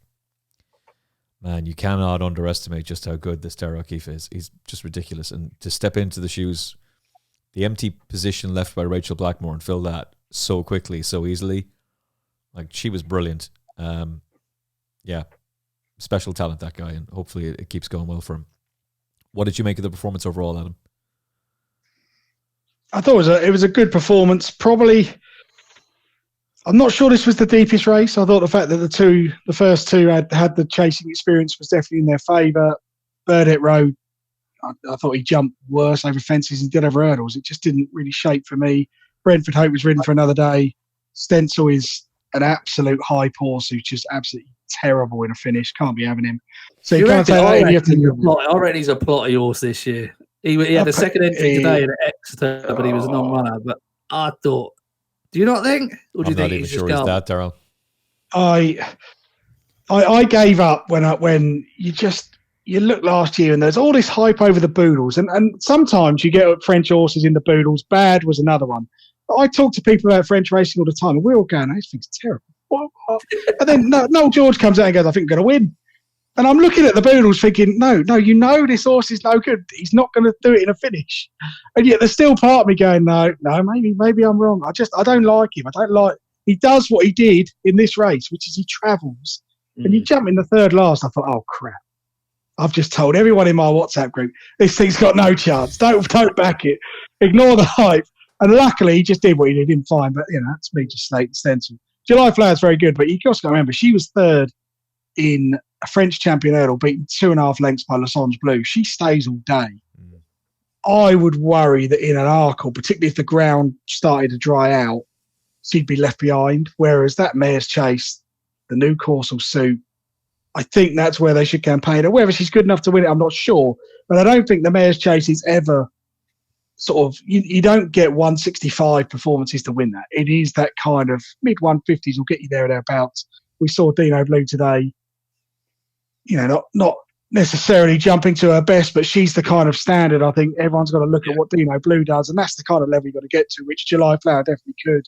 The only caveat, as with all of Henry's, is Henry has 2 really good spells, and then there'll be a spell this winter when he couldn't train Clematis up a wall and it all goes wrong. He's had very high peaks and troughs at times, so I'd be a little bit cautious. I really like July Flower, but no, she's not an Arkle. Yeah, I'm back in my box. I've gone quiet now. I was actually on Friday. I was all I was telling Jamie Wren, you're wrong. This is an Arkle horse, which I'll remind you of this in March. Yeah, don't worry about it, Jamie. I'm off. I've already just decided no. Actually, no. Copic de Boards comes out. Lwamba comes out. There's Romeo Coolio still to come, and he's already jumped the fence anyway. Salvatore Mundi is still being priced up. Did Willie Mullins say something in that stable tour about him going chasing? He said he could be an Arkle prospect. He said we've still not seen the best of him yet, and he could be an Arkle prospect. Yeah, so Aranci is the one who's going to stay over hurdles. Potentially, yeah. Okay. Champion hurdle. All right, I need to read that David Jennings piece. All right, Cargisi's been priced up for the Arkle. Undecided whether she or Jade de Bromhead go chasing. I think whatever one does, the other one will do the opposite. Well, that's going to depend on Lossiemouth, isn't it? Because if Lossiemouth goes for the champion hurdle, then Jade de Bromhead wins the mares. Which will probably depend on Adam. Who's the odds-on favourite for the Moigiana this week? And we're going to give you a chance to win tickets to go see Adam's sturdy stuff with Aranci. Which of the Mullins duo wins? We'll find out more in a second. But you look at those horses for the Arkle, and you just quickly look at the mares chase. You've got Dino Blue, Brighter Days Ahead, who doesn't act at Cheltenham, and none of her siblings did either. Spindleberry's a nice horse. Owner wants to go for the Gold Cup. Willie Mullins is probably going to say no. And Willie's the one who makes the rules. Only by Night's a nice horse. The Big Western is obviously lovely. Maybe that's why. Now, unless the Big Westerner goes to the Brown Advisory, but then you got to take on Final Demand. This is why these mares chases were an enormous mistake. They were great at the time, and please God, in March, lads, hopefully the three of us can have a pint in the Quevega bar and reminisce about how special she was and to win 6 races. That was then. This is now. We don't have enough horses. I think these mares races should be done away with. We'll give you a chance to win tickets to go see the Moigiana and the John Durkin this weekend in a second. First of all, this episode is brought to you by 1xBet, the new betting company shaking things up in Ireland. And to get involved in Ireland right now, you can get the link in the episode description. Just click on YouTube, click on Apple Podcasts, Spotify. It'll take you right there to the 1xBet website. There's over 7,000 markets for you to get involved in every single day. Fast withdrawals, loads of new customer signups, loads of new incentives for you to be with them as well. 18 plus, terms and conditions apply. Gamble responsibly. 1xBet knows the crack. Bet with your head, not above it. And the team at Punchestown, who 1xBet are teaming up with early in the new year. 2026, not far away, lads. Before that, though, Punchestown are gearing up for the premier weekend, featuring a Grade 1 doubleheader with the Moigiana on Saturday and the John Durkin Memorial Chase on Sunday. Obviously, Factophile, star of the show, is back again this year, and you can be there for both days. All you have to do is be subscribed to the Final Furlong Podcast on YouTube and comment below. We could have done this on X as well, but let's just do it on YouTube, shall we? Subscribe to the Final Furlong Podcast on YouTube. If you're not subscribed, you're disqualified. But if you're subscribed to us on YouTube and comment below who won last year's Moigiana, who won the Moigiana? Adam knows. Daryl knows. You know as well. It's a very easy question. We're just doing it to simplify things. Comment below and we will announce the winner on Thursday's show. It's a weekend tickets, so you get to go to the Saturday and the Sunday. You and a friend, courtesy of ourselves and the great team at Punchestown Racecourse. Shout out to Leona Hughes and to Sean Crowe for setting it up for us. And we'll see you there at the weekend. Come up and say hello to the Final Furlong Podcast team. Please God, touch wood, we'll all be there. And you can say hello to us. We'd love to see you. So comment below who won last year's Moigiana and make sure you're subscribed to the Final Furlong Podcast. A couple of races to run through with the guys before my mouth words completely fail me. Load of Sod absolutely batters Jonbon. So they're all going to go for the Tingle Creek. The problem for Jonbon now is that he has to reverse form with Ilete Tomp, who beat him at Sandown at the end of the season. I can kind of excuse that. End of the season, Jonbon had a hard race in the Champion Chase, maybe a hard race at Aintree. Perhaps he was just over the top that day. But now he's been thumped by Load of Sod as well, and both of them are going to take him on. So is it Jover for Jonbon, or can he come roaring back with Nicky in tears in the winner's enclosure again? And how good was Load of Sod, Daryl Carter? Yeah, I think Jonbon put in an uncharacteristic slow time figure at Aintree last year.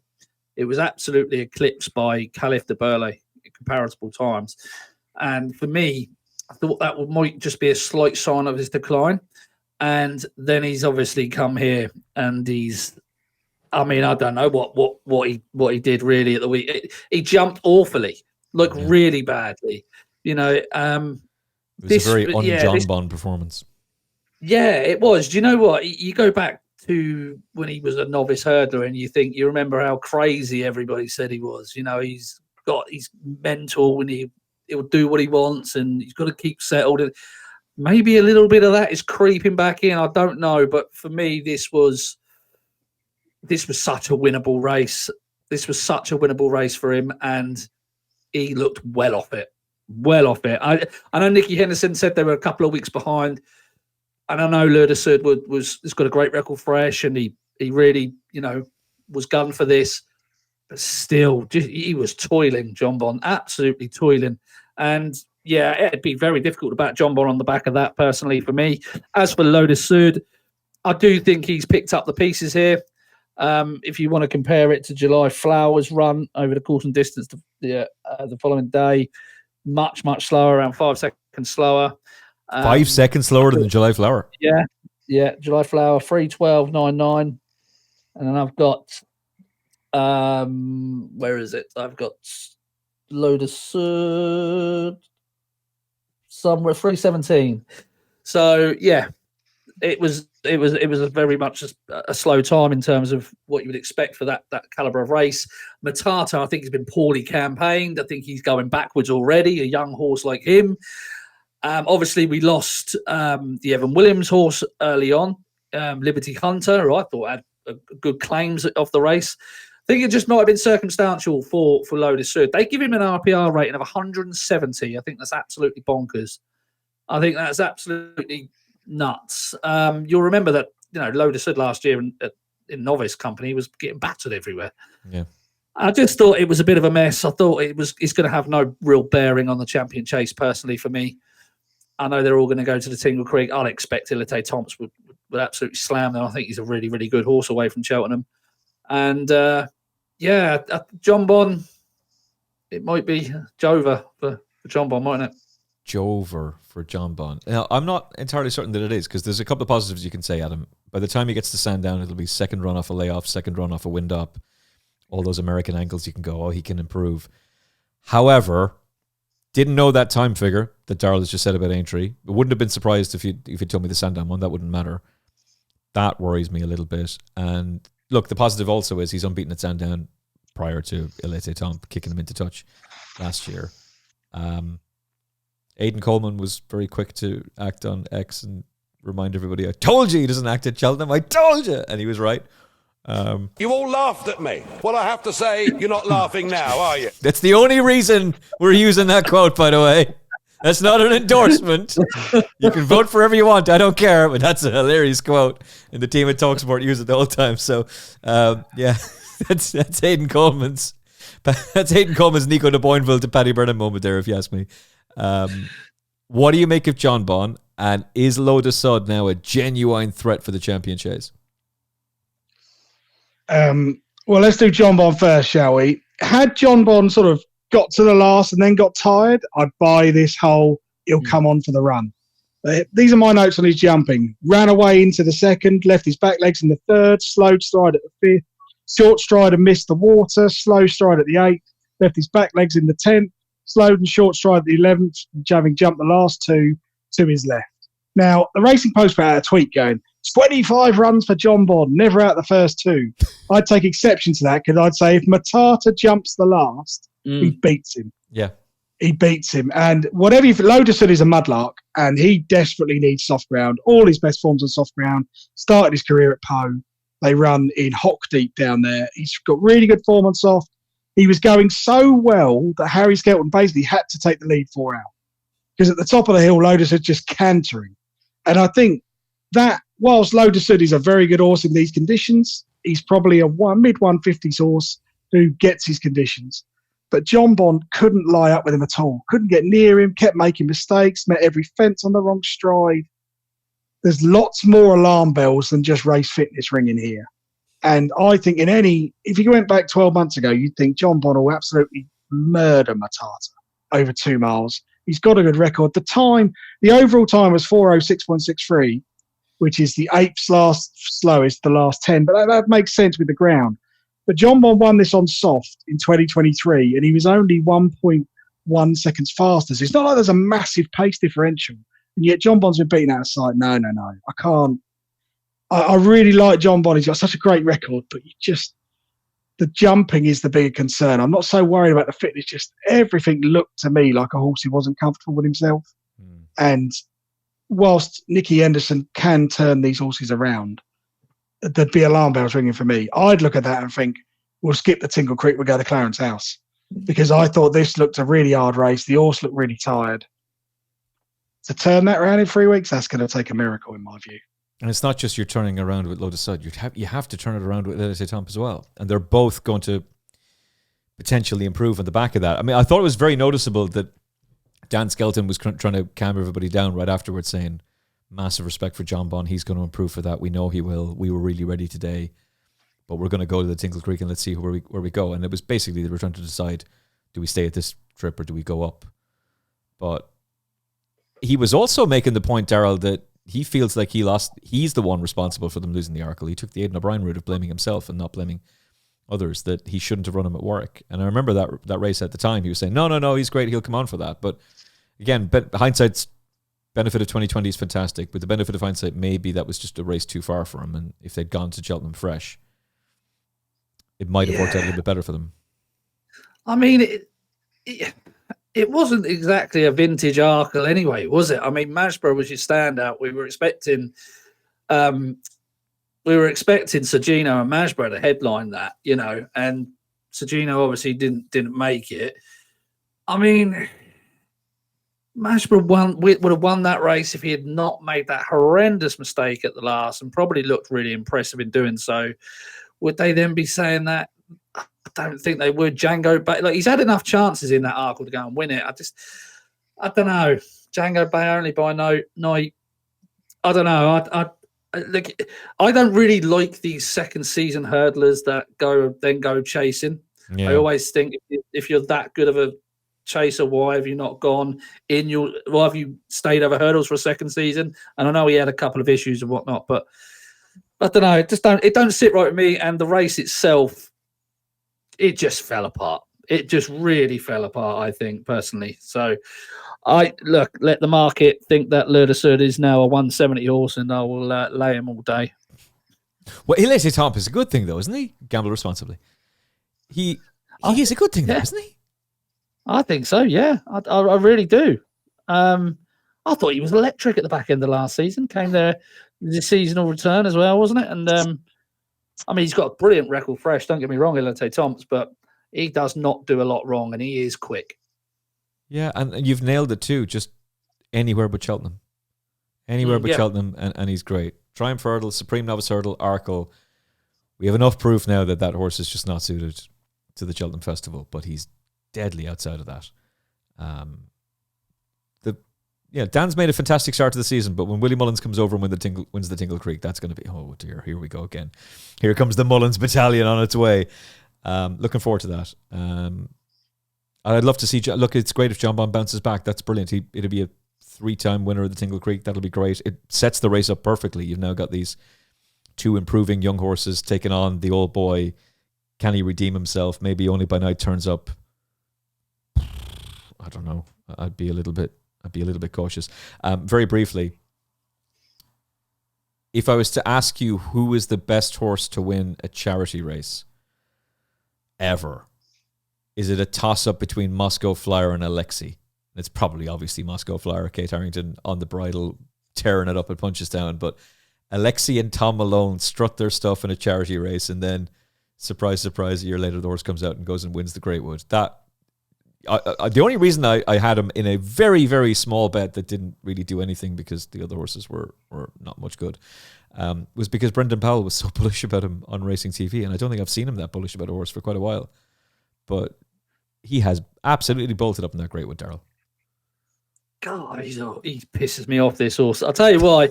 I backed him and tipped him at 16-1 to beat Celtic Dino at Chepstow on his sequel return.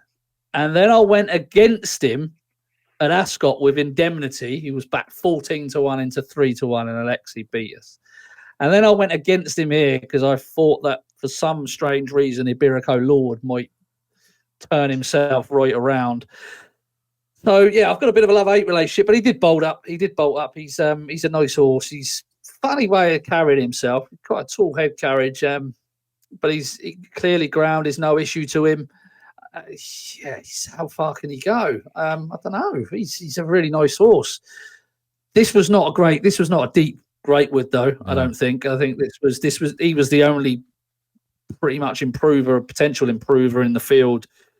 Second season hurdler. You'll find a lot of these big handicaps tend to go to these second season hurdlers, these horses that could eke out a bit more improvement. The reason for backing Iberico Lord was actually because I didn't think there was anything that was going to step forward.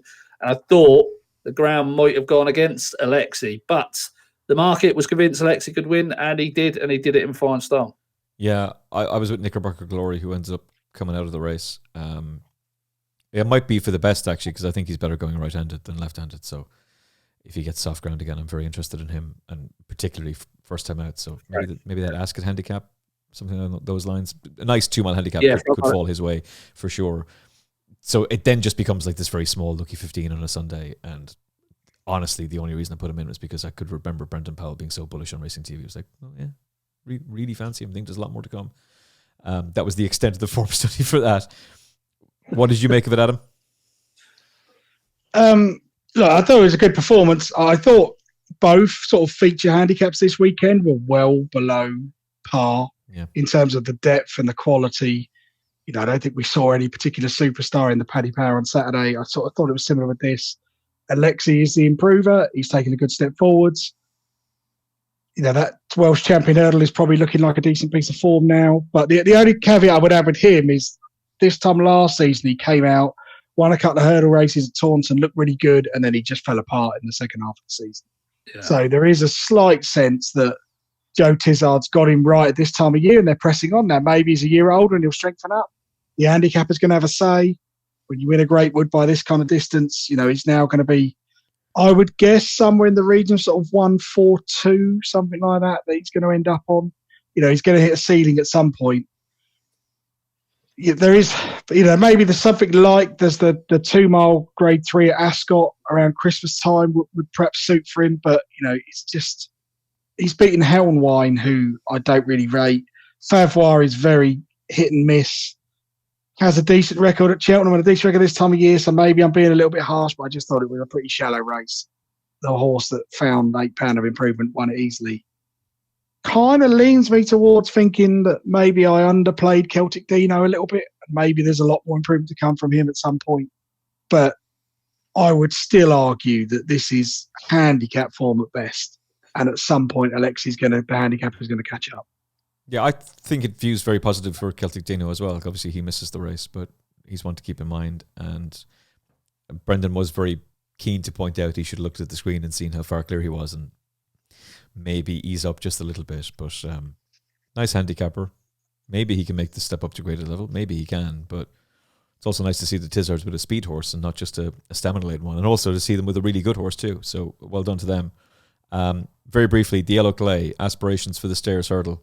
Are they now in the absolute bin on the back of his defeat to the lovable Colonel Mustard? Or do we just say, look, he's given weight, it's his first run of the season, and the horse looked like he died at Punchestown, so maybe put a more positive spin on it. He's alive, he's back, and he can improve from this. But are your expectations from now a little bit more realistic, Daryl?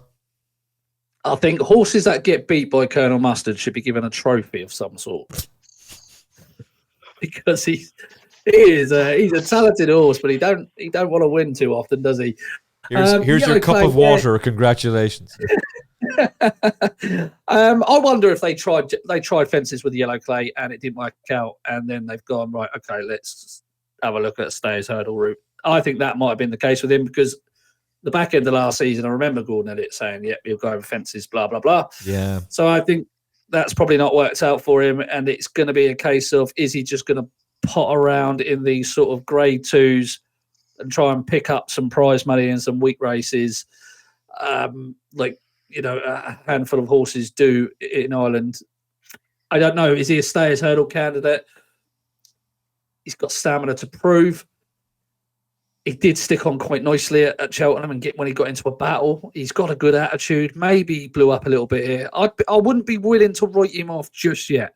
But that Stayers hurdle all of a sudden has gone from sort of being an absolutely empty pond to loads of fish in there and some big ones as well. So it's not like he can get away with a half-hearted effort in the Stayers hurdle. He's going to have some serious challenges in that. So it's turning into a proper race rather than a soft touch for some classier horses.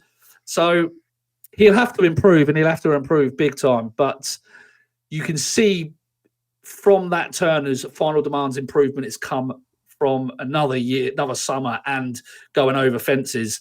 And the New Lions improvement could potentially come from dropping back in trip and becoming the speed horse. Yeah. Where does that leave the Yellow Clay in the middle? Because you can't rate the Yellow Clay's form on what these two are doing, because they're both using avenues for improvement. So, don't know. Is he the one that gets left behind out of the three? Possibly. I do feel like there's going to be an overreaction to this, Adam, that he's no good and forget about him. He was sent off favourite for the Grade 1 at Punchestown, the one that Final Demand absolutely tore up. And I was there. Honestly, I thought he was dead. And I think everybody else in the crowd thought he was as well. The biggest cheer, obviously the biggest cheer is always going to be for a winner. But the most emotional cheer of the day was when he stood up. That was an absolute gut-wrenching fall. And I wonder, is that the reason he's not going over fences? Do they just feel like don't want to do that to him? Possibly. So it could be, but then you're sort of looking and thinking, well, what are you going to do with him? Because like today's run, who knows about the fitness, who knows about the circumstances, but he was off the bridle kind of at the top end of the back straight, and he was being nudged along. He didn't really take any enthusiasm. Jatara's a nice horse. Look, we all love Colonel Mustard, but come on, it's Colonel Mustard. Yeah, and to be honest, he's now beaten 6.5 and Yellow Clay. Colonel Mustard is off the bridle at the end of the back straight here. And he's never been the most genuine lad. And he's come past under sufferance. And they're all getting a bit tired. But Colonel Mustard, you could see, look at his body language. The horse is like, no, I don't want to go by, but I'm going by no matter what happens. So I'm going to. And jumping the last is like slow motion. It's absolute agony watching this. The Yellow Clay has got to find some improvement here. My goodness, has he got improvement to find? And if you look at the I was trying to say that, Adam. I was trying to be a little more subtle. No, there's no subtlety with Adam. He just comes right out with it. This is the Final Furlong podcast. You have to make a tit yourself at least once on the show. So I just no. Look at this race. Look at the state of it. And it's kind of look at the Stayers hurdle market is fascinating. Even with Jasmine DeVoe out, it's still quite fascinating. But like Impostoir is the same price as the Yellow Clay. Look at their first runs of the season and tell me how on earth that's right on the form. I can't be having it. About 4 years ago, there was a really good renewal of the Turners, or the Ballymores it was then. Bob Ollinger won the race, outpacing Brave Man's Game. The horse that finished second was called Galliard de Menil. Brave Man's Game went over fences, improved massively. Bob Ollinger, well, he is a bit nuts, but he's ended up winning 3 Cheltenham races, so we shouldn't mock him. And he's a good horse on his day when he's delivered right, and he's a great finisher. Unbeaten at Cheltenham. I know.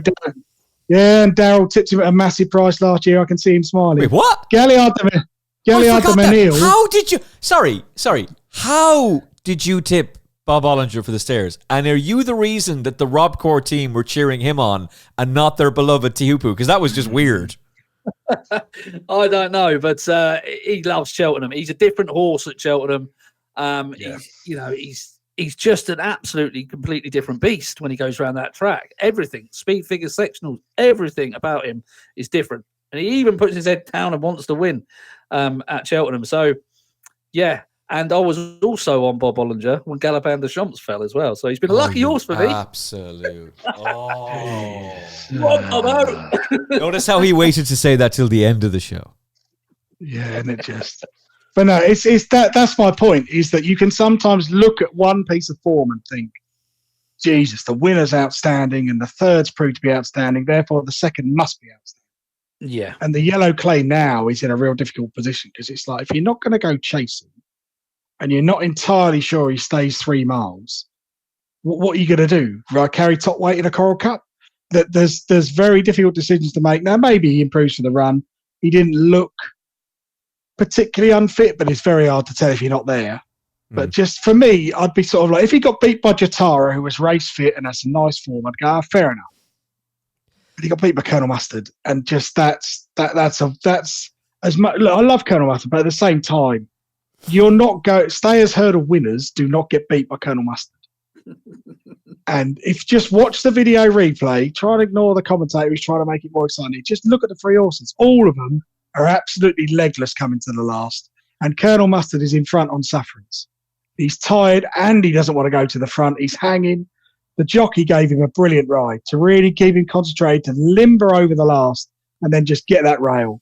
But they are walking across the line. All three of them are pulled up within 10 yards across the line.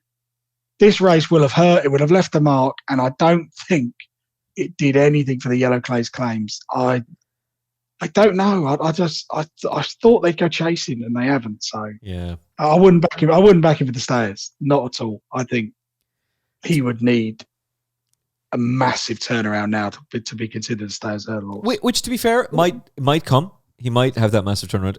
By the way, shout out to Lorna Fowler, who I met at the Curragh a couple of weeks ago, and is a good friend of the Final Furlong podcast, and obviously a great trainer. It's just great to see that she's rejuvenated this horse, and 2 wins back to back against horses that were hotly fancied to go and win at Cheltenham. Somehow 6.5 gets beaten. Suited us. We had air of entitlement. Massive gamble on the Yellow Clay at the Cheltenham Festival. He comes out and downs the 2 of them. Fair play to him. We recorded this podcast where we were going to start recording it at 4:30. I think it was about 4:40. We started rolling it. Because, you know, me, can't be on time. But part of the reason for that was because there was a bumper on.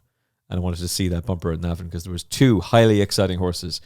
Jet to Monte Carlo, Lemmy Caution. Which of these 2 is going to fight out the finish? Neither of them. They both get obliterated. Oh my word for the Cleary team. Donohue's Royal Gladiator and Springsteen. Haha, we see what you did there. They're the ones who fight out the finish. So, racing. That's racing, folks. No such thing as a certainty. Speaking of, you're on con. Oh, that was painful.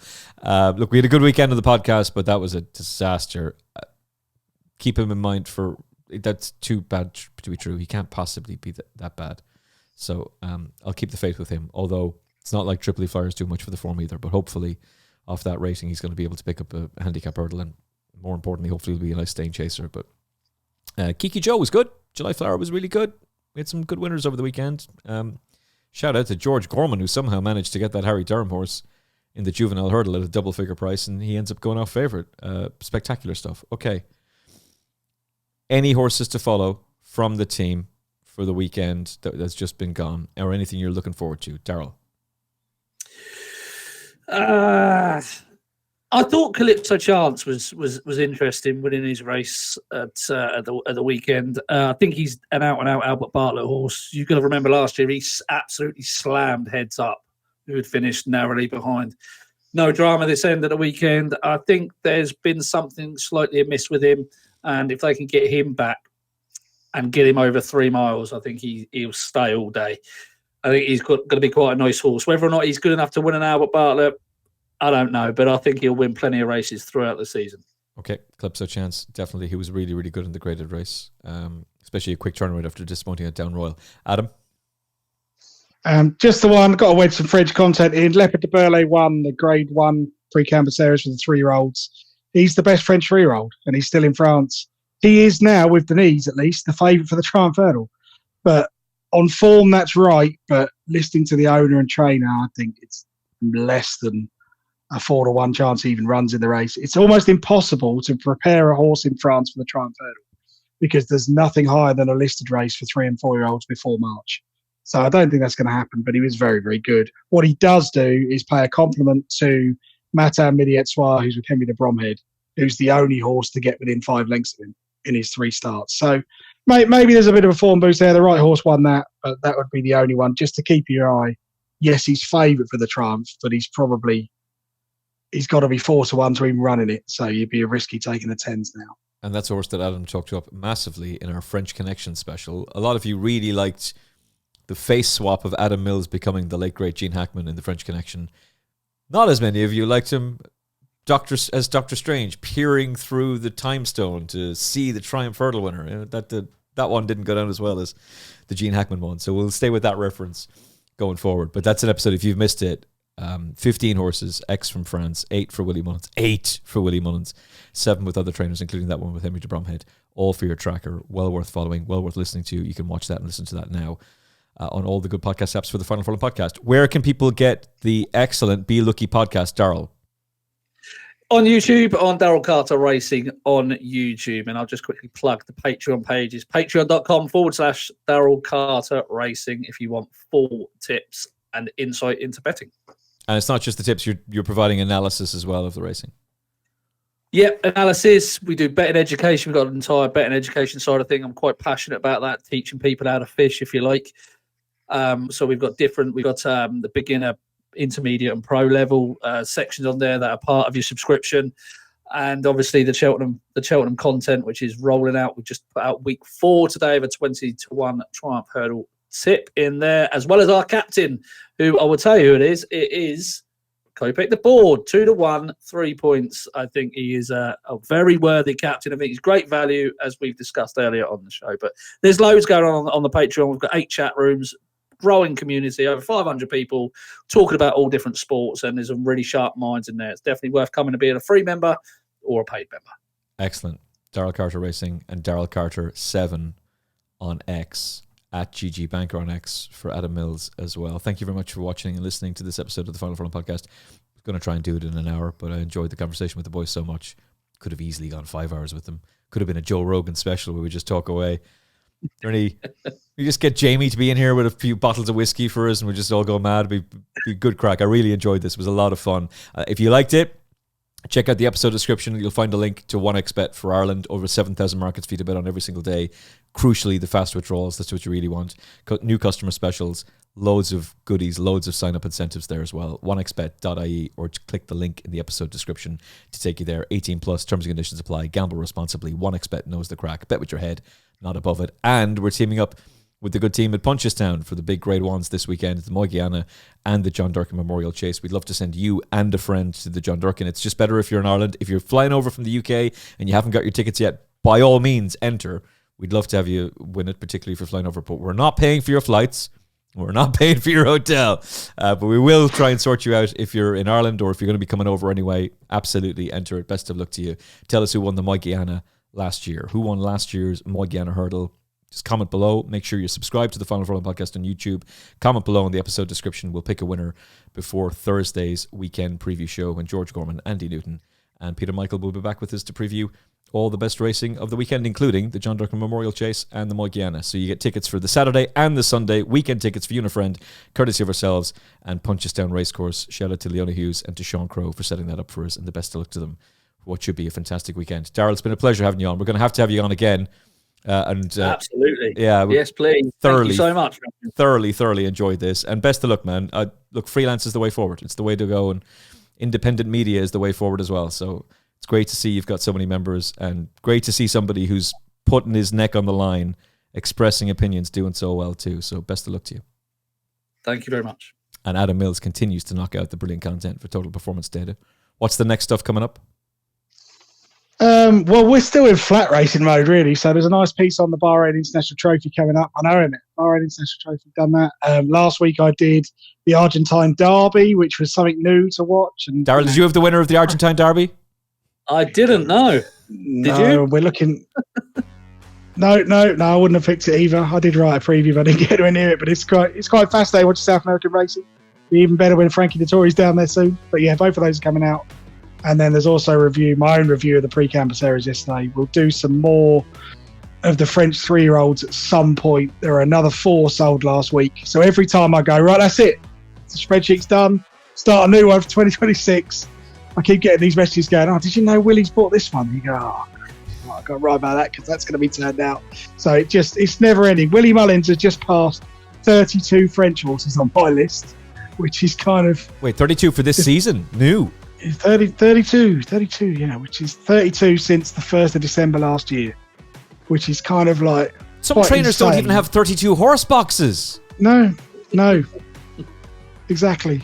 But it's just insane that, you know, there's 3 more 3-year-olds last week. Someone went, oh, Willie's got that. You're like, oh, God, it's just, you know, I would like to take a little break at some point, but I've just got to keep writing these profiles. But yeah, we'll have those out as well at some point when we get around to it. Okay, listen, Dan Skelton, he's given it a good go. He's had a good start. He's now got the mighty Celt. But the fact that Willie Mullins has got 32 new French horses is another reason why Willie Mullins is going to be champion trainer again. That's it. From Daryl Carter. Follow him on X at Daryl Carter 7. Follow Adam Mills at GG Banker on X as well. From the boys and from me, Emmet Kennedy, thank you for watching. Thank you for listening. Likes are much appreciated. Enter the competition. Best of luck to you.